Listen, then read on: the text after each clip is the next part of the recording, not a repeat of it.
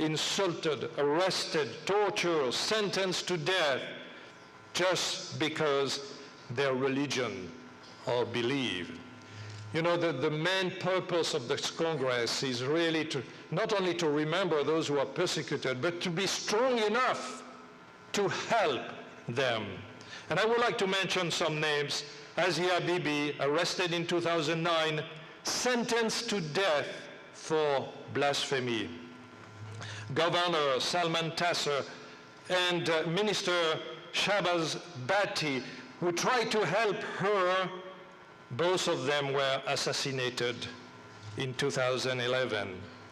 Pastor Youssef Nadarkhani, arrested in 2009 for apostasy, he was sentenced to death. The victims of religious fanaticism in the state of Orissa in India during the riot in 2008, in northern Nigeria, northern Ethiopia, Egypt, Somalia. The list is long and could not be completed without mentioning North Korea. I would like also to say that religious freedom is not a subcategory of human rights, a kind of luxury given by obligation to some strange people. If human rights are not respected, religious freedom is not safe, not secure. Human rights and religious freedom go together. What the ILA is doing to promote and defend religious freedom, I want to show you some slides and some examples. First, we start with the ILA meeting of experts. Every year since 1999, we have invited among the best experts on religious freedom. We call this meeting the ILA meeting of experts. And the purpose was to study and share on some important issue. It became, year after year, one of the best think tanks about religious freedom.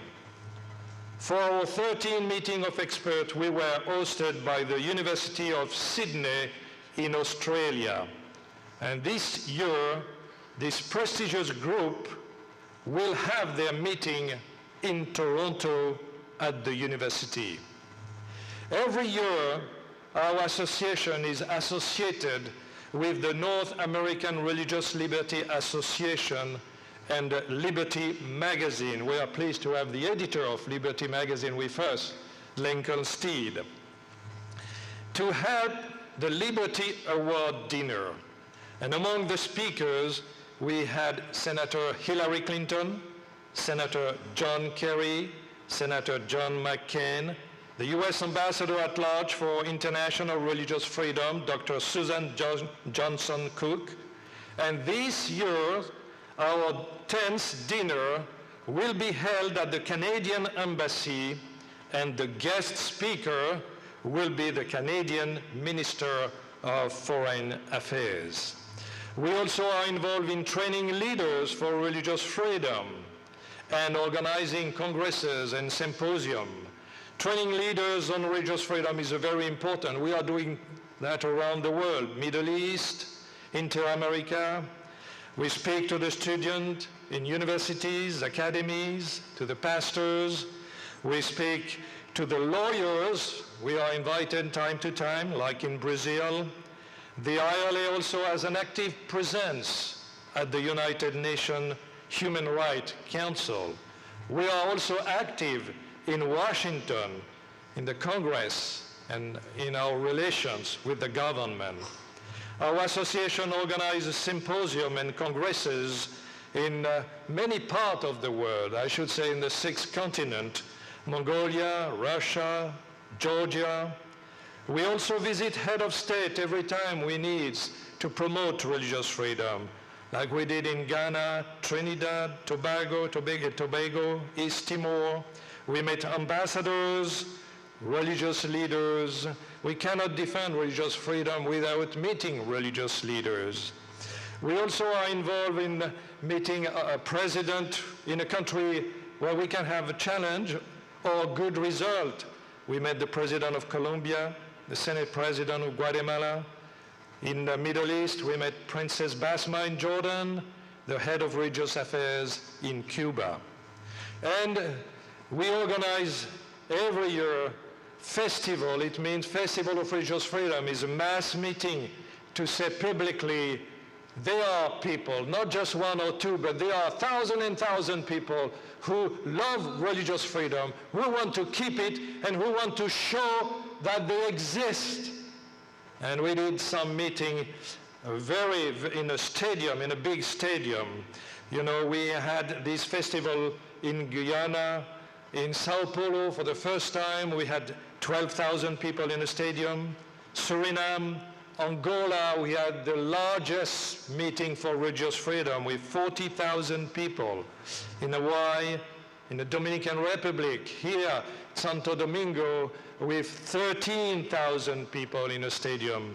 In Venezuela, Guatemala, South Korea, Indonesia. In Bogota, we had the largest festival in Inter-America with 15,000 people to stand for religious freedom, to say thank you, our country, and thank you, God, for religious freedom. Mexico, in several cities. In Lima, Peru, we had the first World Festival of Religious Freedom with 45,000 people, the largest meeting organized about religious freedom. Then also we publish books. We are involved also in a TV production. Our TV show is called Global Faith and Freedom. We have a great project for the future. You know, and I am sure that at the end of the Congress you will come to me and you will say, we have a project for next year, or we have another project for 2014. Next year we will have several festivals of religious freedom. One will be in Chiapas, South Mexico. We are expecting between 15 and 20,000 people. And the second one will be the World Festival of Religious Freedom, and it will be held in the city of Sao Paulo, May 25, 2013. We expect more than 40,000 people. Now I would like to give also and to share some remarks about this Congress.